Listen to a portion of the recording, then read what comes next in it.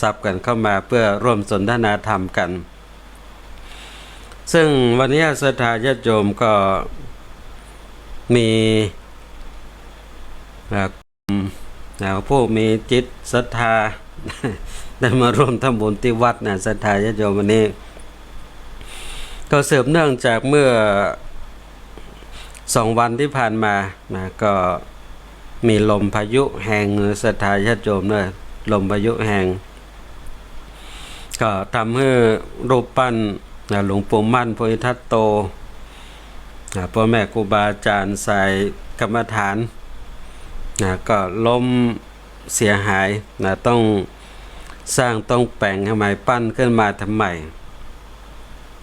ก็ศรัทธาญาติโยมฮู้ข่าวก็ร่วมบุญร่วมกุศลกันมาวันนี้ก็มีชมรมปั่น2 ล้อบังงอน้ำมันจากทางบ้านเจียงมั่นตำบลสีดงเย็นอำเภอชัยประการก็ปกติแล้วมันก็จะปั่นรถจักรยานกันเนาะศรัทธาญาติโยม2 ล้อบังงอน้ำมันเนี่ยไปกันเรื่อยวันนี้ก็ผ่านมาตั้งนวัดสันสายก็แวะเข้ามาร่วมทำบุญตัวซึ่งต้องขออนุโมทนาแต่แล้วก็ยังมีชมรมละอ่อนบ้านไซขาวตำบลสีดงเย็นอำเภอชัยประการเหมือนกันก็ได้มาร่วมทำบุญด้วยกันแถมซึ่งก็ต้องขออนุโมทนากับศรัทธาญาติโยมทุกท่านบ่ว่าจะนักจะน้อยจะได้ก็เป็นน้ำจิตน้ำใจของทุกท่านเนาะในช่วงเวลาที่ต่างผู้ต่างคนต่างก็ลำบากกันในช่วงเวลานี้เนาะโควิด -19 ศรัทธาญาติโยมบ่ได้เยอะการทำงานยังก็ยังมีจิตมีใจที่จะสั่งสมบุญก็ทำตามกำลังของเฮาเนาะศรัทธาญาติโยมทำแล้วเฮาบ่เป็นทุกข์ทำแล้วเฮามีความสุขคนในครอบครัวก็มีความสุขไปตัวก็ทำไปเตอะเนาะศรัทธาญาติโยมเป็นบุญเป็นกุศลในช่วงการเวลานี้ญาติโยมวันนี้ก็เป็นวันพืชมงคลเป็นวันพืชมงคลศรัทธาญาติโยมก็พืชมงคลก็เป็นพิธีที่เกิดขึ้นก็เพื่อที่จะเป็นกำลังจิตกำลังใจให้กับเกษตรกรเจ้าให้เจ้านาที่ทำไร่ไถนาปลูกข้าวก็พิธีนี้ก็เกิดขึ้นเพื่อที่จะเป็นขวัญเป็นกำลังใจเมื่อกับเจ้าให้เจ้านาซึ่งก็ได้ชื่อว่าเป็นสัญลักษณ์ของชาติเป็นสัญลักษณ์ของชาติที่ก็หลังสู้ฟ้าหน้าสู้ดินเนาะศรัทธาญาติโยมเยอะการทำงานเหน็ดเหนื่อยแต่ก็อย่างว่าเนาะเจ้าให้เจ้านาทำแล้วก็พออยู่พอกินไม่ได้ร่ำไม่ได้รวยอย่างเนาะศรัทธาญาติโยมบางทีก็ยังมีเปิ้นเอาไปเปรียบเปรยว่ามีคนที่ทำนาบนหลังคนก็คือคนที่เอาเปรียบคนอื่นนั่นแหละเนาะ เอาเปรียบคนอื่น พิธีพืชมงคลที่มีขึ้นก็เพื่อเป็นกำลังใจอย่างเนี้ยเนาะศรัทธาญาติโยมเป็นกำลังใจเพื่อกับเจ้าไร่เจ้านาซึ่งพิธีพืชมงคลนั้นก็มีอยู่2 วันวันแรกนั้นก็จะเป็นพิธีพืชมงคลเนี่ยญาติโยมแล้วก็จะเป็นพิธีของพุทธก็นิมนต์พระมหาเถระซึ่งก็มีสมเด็จพระสังฆราช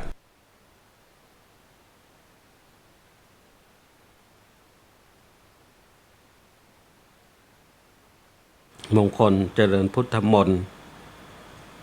แล้วก็วันนึงก็จะเป็นวันพิธีจรดพระนางคันแรกนาขวัญซึ่งก็เป็นพิธีพราหมณ์เป็นพิธีพราหมณ์พุทธกับพราหมณ์นี่มันตึง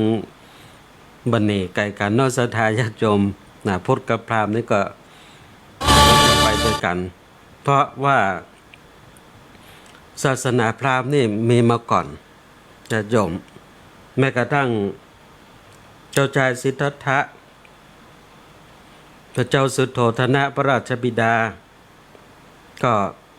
เป็นพราหมณ์มาก่อนนะนับถือศาสนาพราหมณ์ฉะนั้นก็ พุทธกับพราหมณ์นี่ถึงบัดนี้กันเนาะศรัทธาญาติโยมใกล้ๆกันฉะนั้นพิธีพุทธพิธีพราหมณ์นั้นก็จึงมาตัวกันอย่างนี้ฉะนั้นพิธีในวันพืชมงคลนี่ก็จะมี2 วันอย่างนี้วันแรกนั้นก็จะเป็นพิธีพุทธก็คือพืชมงคลแล้วก็วันหนึ่งก็จะเป็นพิธีจรดพระนางคันแรกนาวขวัญซึ่งก็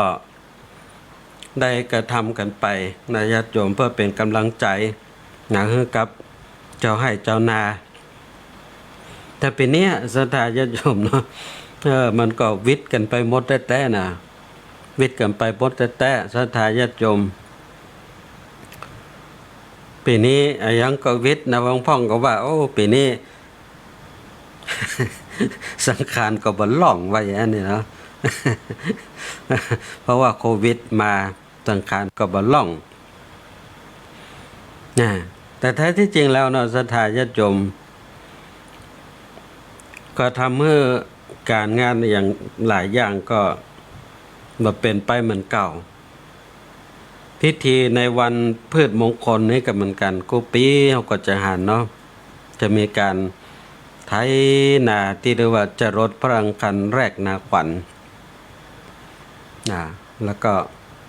มีพิธีหลายอย่างปีนี้ก็บ่มีเนาะศรัทธาญาติโยมมีในการแจกมอบเข้าจัดต่ออันน่ะเนาะศรัทธาญาติโยมเนาะกูปีนั้นเวลาเสร็จพิธีแล้วก็ศรัทธาเจ้าบ้านก็จะไปรอกันที่จะเก็บเอาเม็ดเข้าเป็นมงคลกับบ้านกับเมืองเพราะผ่านพิธีทางพิธีพุทธพิธีพราหมณ์ก็เป็นมงคลแต่ปีนี้ก็บ่เหมือนทุกปีก็เกี่ยวเนื่องกับไวรัสโควิด-19 เนี่ยแหละศรัทธาญาติโยมก็มาถึงเรื่องของพิธีในวันพืชมงคลที่ได้กล่าวถึงนั้นศรัทธาญาติโยมในวันที่เป็นพิธีพราหมณ์ที่เป็นพิธีจ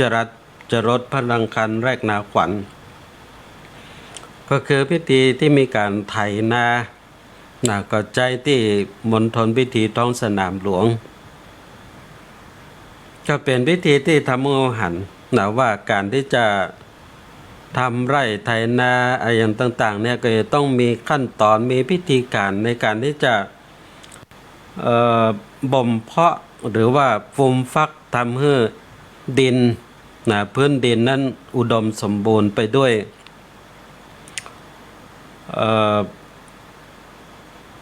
ธาตุอาหารต่างๆมีการไถนาเมื่อก่อนเปิ้นไถนาก็จะใจงัวใจควายไถนากันเนาะศรัทธาญาติโยม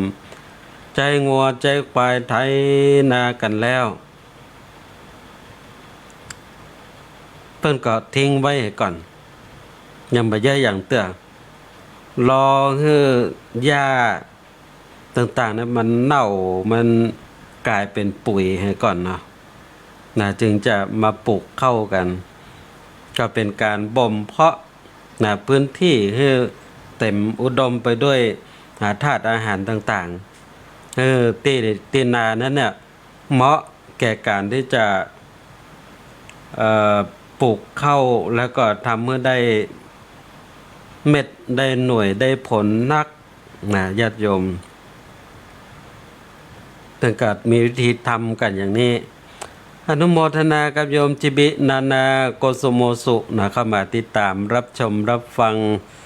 อนุโมทนาโยมพิสุเข้ามาติดตามรับชมรับฟังคอมเมนต์เข้ามาตัวประกาศนักการสาธุเจ้าอนุโมทนาตัว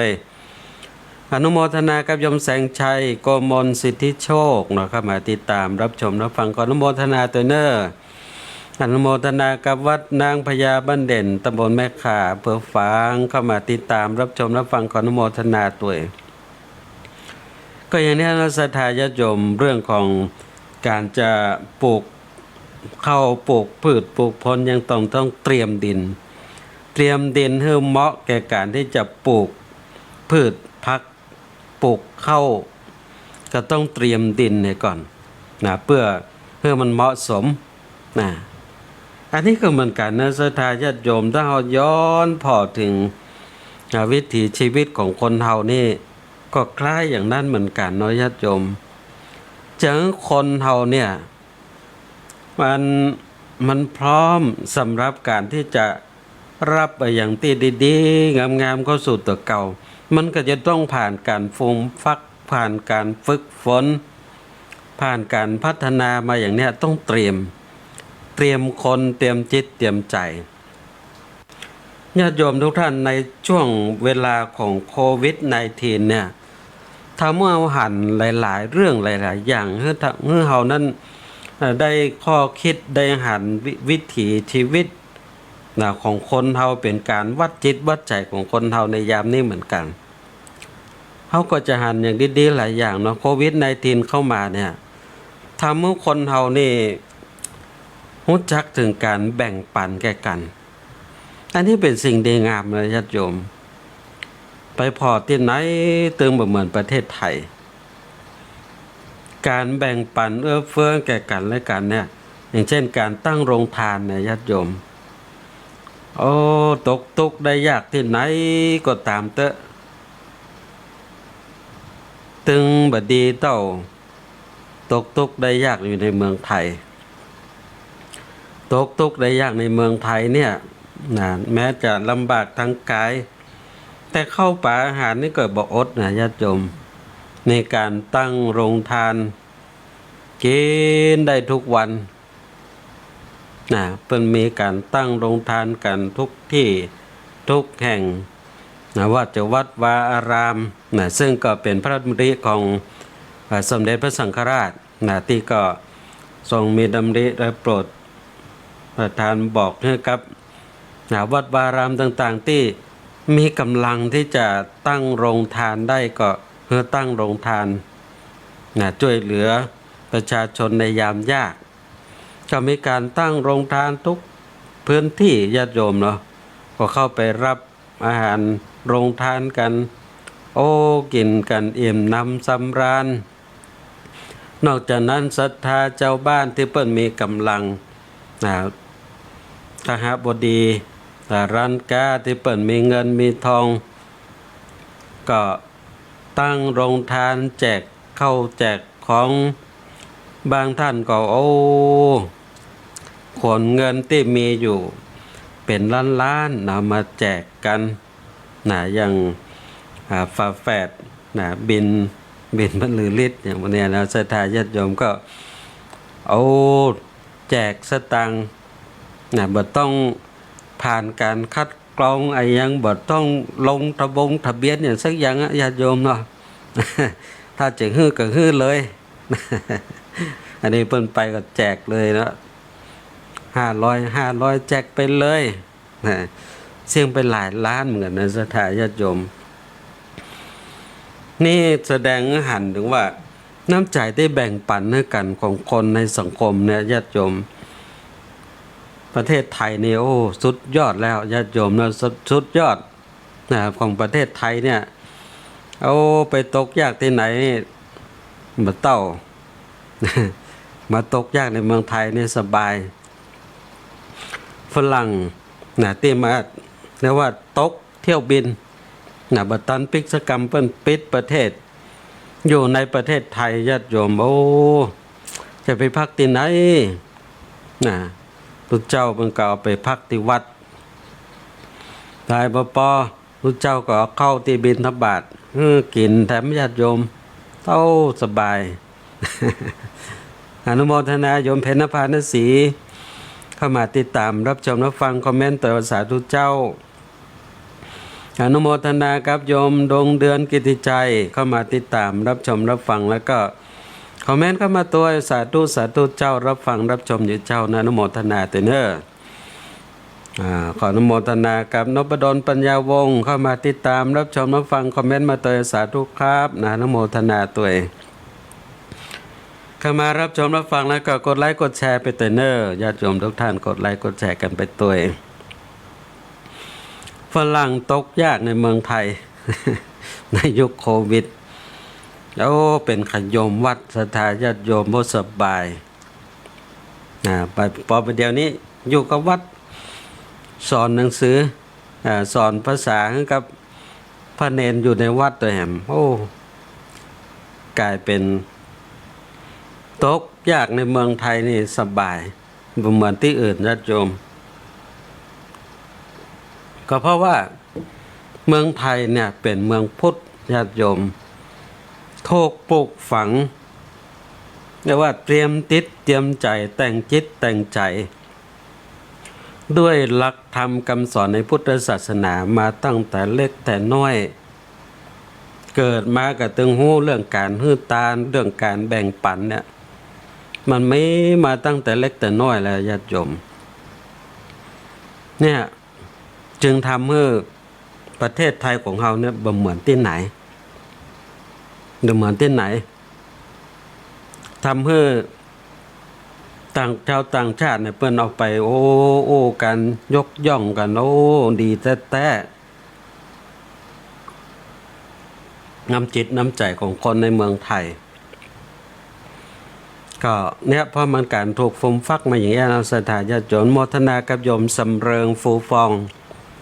เข้ามาติดตามรับชมรับฟังในเวลานี้อนุโมทนาคุณครูกนกวรรณสมหวังคุณครูโรงเรียนบ้านแม่ตะลบเนาะเข้ามาติดตามรับชมรับฟังขออนุโมทนาตัว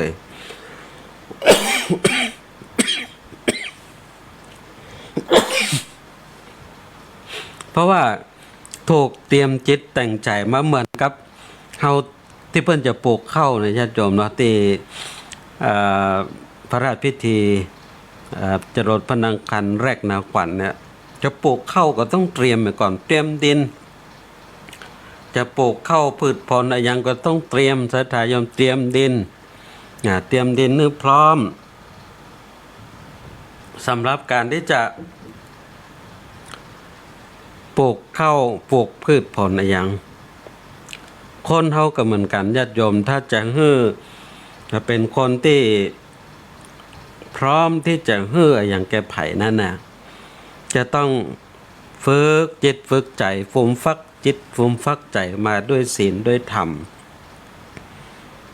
จึงเป็นสิ่งที่น่าชื่นชมที่เราหันกันในเมืองไทยของเราเนี่ยแล้วก็ที่ผ่านมานี่แหมญาติโยมเนาะเมื่อกี้วันก็เริ่มหันต้นห้องไว้ตู้ปันสุขสันทาญาติโยมตู้ปันสุขบางพ่องกับไปเขียนตู้ปันอิ่มก็คือความสุขคือความอิ่มหนำสำราญแก่ผู้คนในยามนี้ก็ไม่ใช่หนังนักสันทาญาติโยมก็คือตู้ถ้าจะว่าก็คือตู้อาหารตู้อาหารเอาตั้งไว้ตามหน้าบ้านหน้าร้านจุดสำคัญต่างๆก็เอาเข้าปากอาหารไปใส่ไว้เป็นมาม่าเป็นปลากระป๋องเป็นขนมเป็นอย่างเป็นน้ำใส่ไว้เพื่ออย่างเพื่อว่าคนที่เปิ่นกำลังทุกข์กำลังลำบากก็มาหยิบเอาไปมาหยิบเอาไป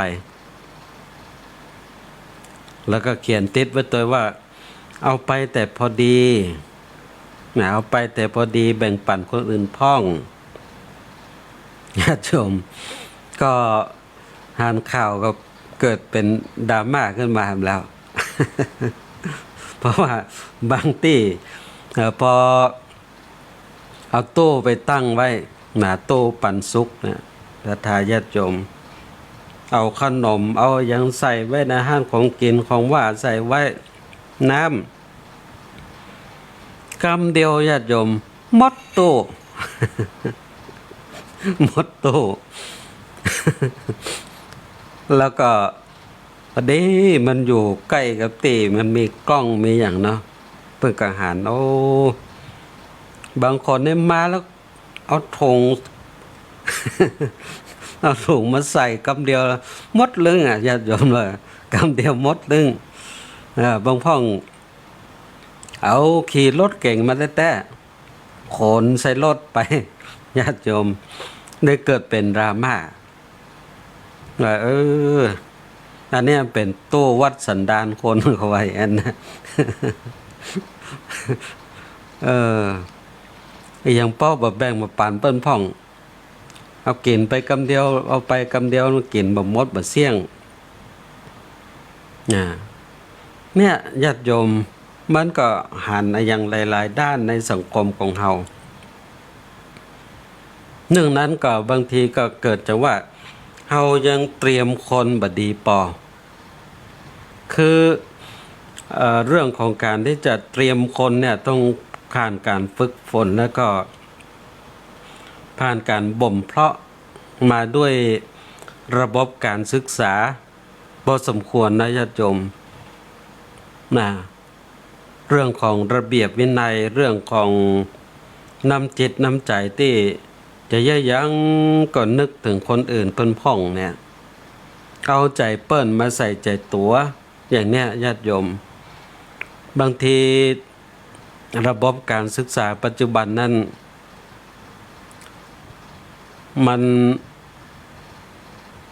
มันถูกอย่างหลายอย่างเนาะมาทำให้ช่วงเวลาแห่งการบ่มเพาะบางทีมันก็แบบเต็มที่เต็มกำลังเมื่อก่อนนั้นอย่างที่ว่าเนี่ยมีวิชาศีลธรรมมีวิชาหน้าที่พลเมืองที่ไผ่ก็มาเดี๋ยวนี้ต่างก็พยายามเรียกร้องนะว่าขอเอาปิกขึ้นมาเตอะเพราะว่าหันสภาพสังคมปัจจุบันแล้วหน้าที่พลเมืองกับศีลธรรมมันเริ่มหดหายก็จึงเป็นอย่างนี้ญาติโยมเนาะตู้ปันสุข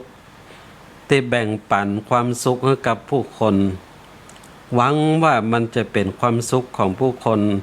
ในชุมชนในส่วนรวมของเฮาหวังว่าการแบ่งปันนั้นจะทั่วถึงทุกคนหวังว่าทุกคนจะมีจิตที่จะแบ่งปันให้คนอื่นแม้ในยามยากอย่างนี้แต่ก็อย่างที่ว่าสถาเพิ่นบอกว่าบางทีโลกสวยล้ำไป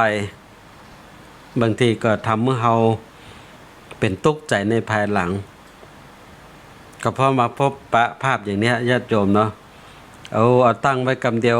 ของเสี่ยงมดขนไปจนมดจนเสี่ยงญาติโยม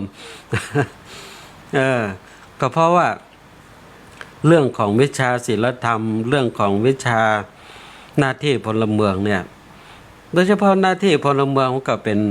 บอกอยู่แล้วหน้าที่พลเมืองเนาะก็มันก็สอดแทรกเรื่องของการที่นึกถึงคนที่อยู่ร่วมสังคมกับเฮามันก็จะเกิดการแบ่งปันความสุขให้พร้อมกันเพียงแต่ว่ามันขาดหายไปแล้วพอดีพื้นที่ในจิตในใจของคนเฮาเนี่ยมันมีความโลภความโกรธความหลงอยู่ในหั่นแล้วพื้นที่มันนักอยู่หั่นแล้วยิ่งมันขาดการอบรมบ่มเพาะเรื่องของศีลธรรมเรื่องของหน้าที่พลเมืองก็ทำให้พื้นที่ความโลภเนี่ยมันเต็มอยู่ในใจได้ตัวใดก็บ่พอบางพ่องก็อาจจะคิดว่าเปิ้นบอกว่าเอาแต่พอดีเนอเนี่ยพอดีของแต่ละคนมันก็บ่เท่ากัน บางคนพอดีของเขานะมันจนมดโต้นะคือพอดีของเขาแล้วญาติโยมเนาะอันนี้ก็เป็นเรื่องที่เขาก็หันได้ว่าในช่วงเวลาวิกฤตโควิด-19 อย่างเนี้ยมันก็มีหลายแง่มุมที่ทำให้เราพอแล้วเราพิจารณาเราหันว่าสังคมของเราเนี่ยมันเป็นจะใดในปัจจุบันเห็นก็มีคนบอกว่าการที่เอาโต้ปันสุข มาตำมาวางเพื่อแบ่งปันกันอย่างเนี้ยบ่เหมาะกับสังคมไทยขนาดว่าตั้งโรงทานเพื่อให้คนเข้าเรียงแถวกันมาฮับเนี่ยบางทีก็ยังเวียน2-3 รอบเพื่อมาฮับของ ก็ยังมีอยู่อันนี้บ่ได้เฝ้าอย่างสักอย่างมันก็สะดวกสบายอันนี้แสดงให้เห็นว่าวิธีการบ่มเพาะคนในสังคมของเราในปัจจุบันเนี่ยมันยังบ่ดีปอมันยังห่างไกลจากยุคสมัยเมื่อก่อนเนี่ยถึงแม้จะบ่เจริญด้วยเทคโนโลยีต่างๆแต่ใจคนนั้นเป็นใจที่สูงเมื่อก่อนนั้นศรัทธาญาติโยมเฮาอยู่ด้วยกันในบ้านเนี่ยบางทีกังควงบ้านเนี่ยอยู่ด้วยกันเป็น4-5 หลังบ่ต้องมีหัวกั้นอย่างสักอย่างก็อยู่ด้วยกันได้บ่มีลักบ่มีชกกัน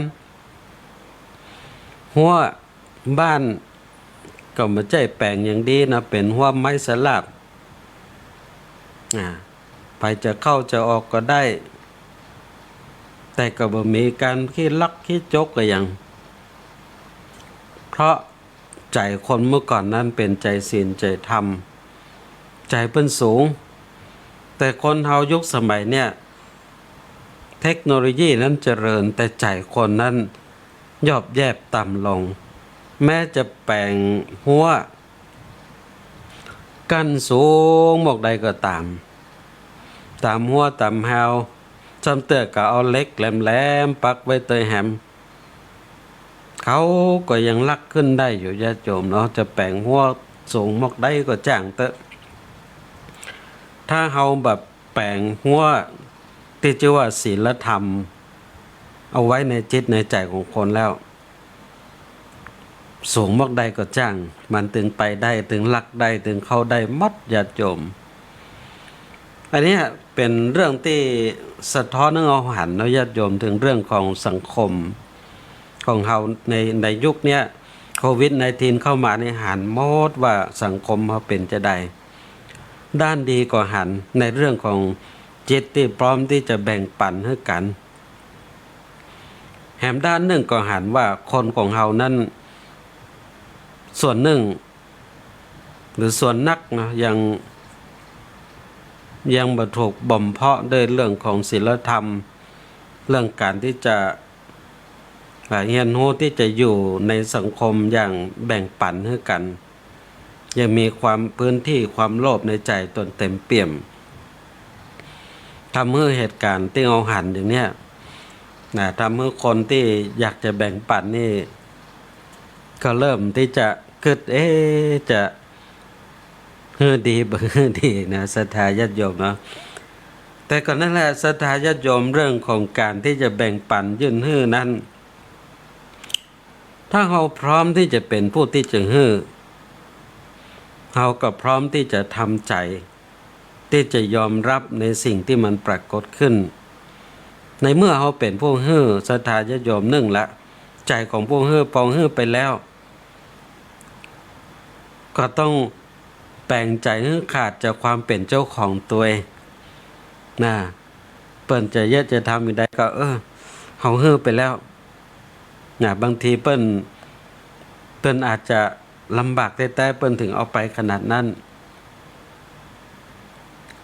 ก็ทำให้พื้นที่ความสุขในใจของเรามันก็เปิดกว้างขึ้นมาแหมเขาฮื้อโดยการปราศจากความเป็นเจ้าของแต่เมื่อใดที่เราฮื้อแต่ใจของเรายังเป็นเจ้าของสิ่งที่เราฮื้อนั้นอยู่มันก็เหมือนกับว่าเราฮื้อบ่แตะเนาะญาติโยมฉะนั้นเนี่ยสิ่งทั้งหลายทั้งมวลเนี่ยคือสิ่งที่เป็นสิ่งที่เรา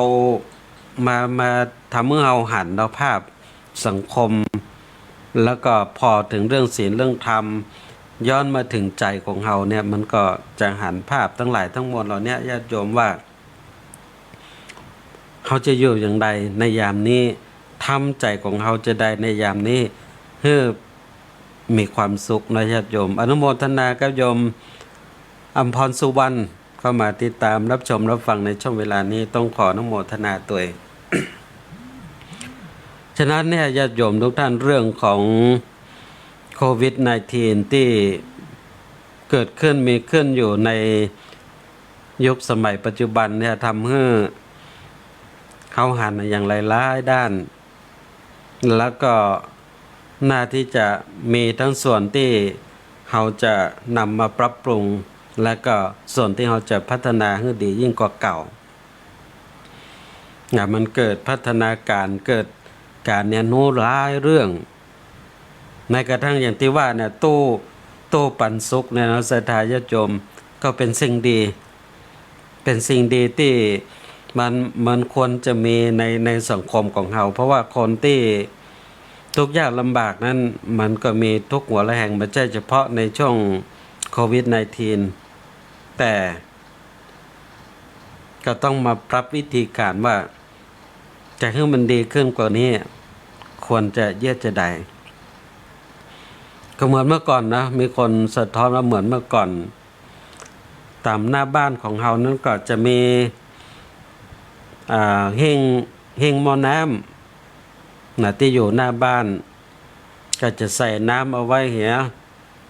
แล้วก็มีก๊อกห้อยไว้ไผ่เตียวผ่านไปผ่านมาเด็ดเหนื่อยเมื่อยล้าก็ตักกินกันคล้ายๆกันญาติโยมนะเป็นการปั่นความสุขด้วยกันเดินทางไกลหนาหิวกระหายน้ำก็ตักกินกันไปเมื่อก่อนก็มีมาแล้วแต่มันเริ่มหดหายมาในยุคการปัจจุบันเราก็เริ่มหันพัฒนาการที่มันเกิดขึ้นมาเป็นตู้ปันสุขอย่างเนี้ยแล้วก็หันภาพเนาะของคนที่พร้อมที่จะยิบยื่นให้ในสังคมนี้ก่อนนักอย่างอำเภอชัยประการเนี่ยก็หันตู้ปันสุขเริ่มตั้งไว้เป็นตี้แล้วก็มีคนสอบถามว่าตู้นี้ตั้งอยู่ที่ไหนพ่องเดี๋ยวจะเอาครัวไปใส่พ่องแต่ก็แปลกนะศรัทธาญาติโยมในชัยประการนี่บอกว่าเอาตู้ไปตั้งไว้แล้วเอาครัวเอาของใส่ไปยังไม่มีคนไปเอาเตื้อ แสดงว่าที่ชัยประการนี่ก็ยังคนก็ยังบัดลำบากกันถึงขนาดนั้นนะ หรือว่ายังบัดตันหูเตื้อนะก็ต้องพอระยะยาว แต่การหันถึงภาพน้ำจิตน้ำใจของคนที่พร้อมที่จะฮื้อก็สอบถามกันอยู่ตลอดเวลาฉะนั้นเนี่ยญาติโยมทุกท่านที่ติดตามรับชมรับฟังอยู่ช่วงเวลานี้ใครท่านใดจะโทรศัพท์เข้ามาพูดจาสนทนากันจะโทรเข้ามาแลกเปลี่ยนความคิดความเห็นกันจะโทรเข้ามาสอบถามปัญหาก็โทรมาได้เนอะญาติโยมทุกท่าน0898523498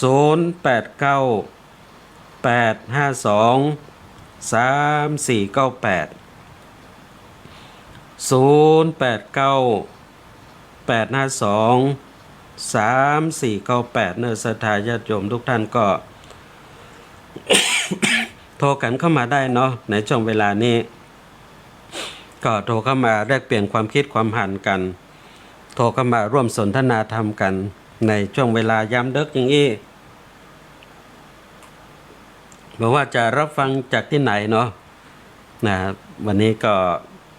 มีการลิงก์สัญญาณไปทางสถานีวิทยุที่วัดไฟเห็นขึ้น 104.50 เมกะเฮิรตซ์ตัวก็ไปหลายพื้นที่หลายจังหวัดท่านใดรับฟังอยู่ก็จะโทรเข้ามาร่วมพูดจาสนทนาแลกเปลี่ยนกันในยามดึกของวันนี้ก็โทรมาได้เนอะโทรมาได้0898523498ท่านใดยังบัรับเตื้อ ก็โทรเข้ามาได้เนอะโทรเข้ามาได้หรือว่าท่านใดจะคอมเมนต์ผ่านทางหน้าจอเนาะก็โทรเข้ามาได้เช่นเดียวกันคอมเมนต์ผ่านเข้ามาได้เช่นเดียวกันหรือที่รับชมรับฟังอยู่จะโทรเข้ามาก็ได้เช่นเดียวกันเนาะโทรมาได้เช่นเดียวกัน เอาแล้วเสียงสายแรกในดึกวันนี้เนาะเจริญพรเจริญพรเจริญพรไม่ด่าเจ้าเจริญพรจากไม่ปรุงเลยสเก็ตนะเจ้าจากดอยสะเก็ดไปรับก่อนนะบัดดับตัวนี้บัดดับเมื่อช่วงทุ่มบ่ละจังที่ดับเกือบจะครึ่งชั่วโมงแล้วเจ้าเอามันเป็นฝนเป็นลมค่ะแม่ก็เป็นเจ้าแต่มีฝนอ๋อเนี่ยแต่ไฟดับเจ้าอ๋อสักหมดเลยค่ะกำลังมาเปิดนี่นะว่าลืมไปแล้วว่านั่นจุดอ๋อแค่นอนกำลังได้ฟังใช่ทุกวันจันทร์ยอมเอา4 ทุ่มถึง5 ทุ่มทุกวันจันทร์เจ้าใช่คืน104นี่เจ้าเป็นลิงก์สัญญาณไปเนาะลิงก์สัญญาณไปขึ้น104อันนี้อยู่ใช้ประการเราอยู่มีปุ่มโดยสเก็ตเลยเอาโดยสเก็ตฟังชัดเจนดีเนาะชัดเจนดีเจ้าฟังให้อย่างก็ตู้อย่างน่ะฟังแล้วก็โอ้ท่านเนาะตู้ปันสุกเนี่ยเนาะใช่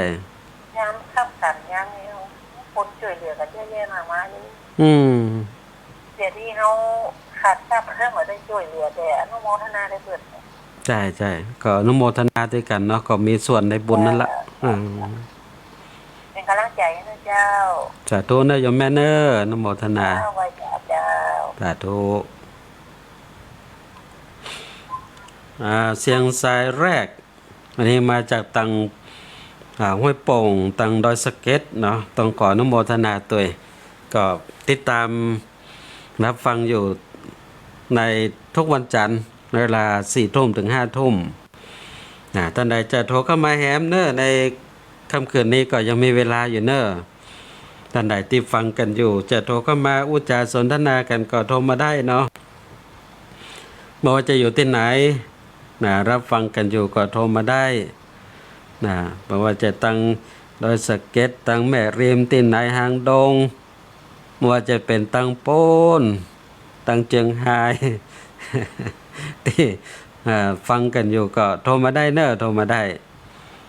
0898523498เมื่อตะกี้ก็ตั้งห้วยโป่งอำเภอดอยสะเก็ดบอกโอ้ไฟดับไฟดับที่ชัยประการนี่ก็ดับช่องเวลาช่วงทุ่มก็ตอนนี้ไฟประดับแล้วท่านใดจะโทรเข้ามาอุจาสนทนากันก็โทรเข้ามาได้เนาะช่วงเวลานี้0898523498อนุโมทนากับโยมวิเชียรคิงศรีเข้ามาติดตามรับชมรับฟังในช่วงเวลานี้อนุโมทนากับโยมแย้มวนิดาเข้ามาติดตามรับชมรับฟังแล้วก็คอมเมนต์เข้ามาว่ากราบสาธุค่ะขออนุโมทนาตัวเนอร์กับทุกท่านที่ติดตามรับชมรับฟังผ่านทางการถ่ายทอดสดทาง Facebook Live